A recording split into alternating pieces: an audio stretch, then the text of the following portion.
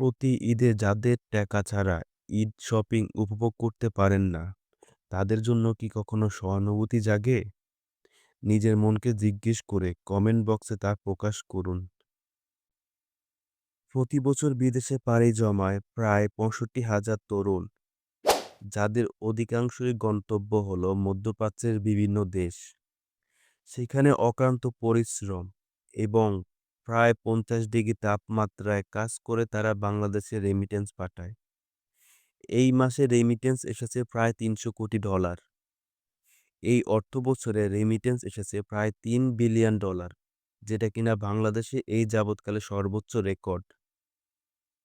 শেখ হাসিনার বিদায়ে বাংলাদেশের যে শ্রীলঙ্কার মতো দেউলিয়া হয়ে যায়নি, তার একমাত্র কারণ হলো মধ্যপ্রাচ্য প্রবাসী।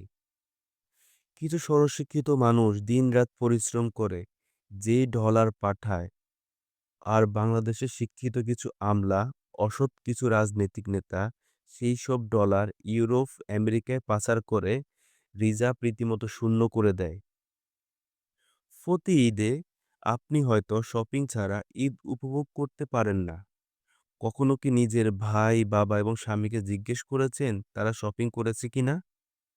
যেই মানুষটা আপনার ভালো থাকার জন্য নিজেই নিজের কষ্ট উপভোগ করে, তাদের জন্য কি কখনো আপনার মনে সহানুভূতি জাগে? নিজের মনকে জিজ্ঞেস করুন এবং দেখুন নিজের মন কি বলে। কখনো কি তাদের জন্য আপনার সহানুভূতি জাগে? যদি জেগে থাকে তাহলে কমেন্ট বক্সে সেটা প্রকাশ করুন। ধন্যবাদ। মাইসেলফ নজরুলের পাশে থাকুন এবং লাইক কমেন্ট দিয়ে পাশে থাকার জন্য ধন্যবাদ।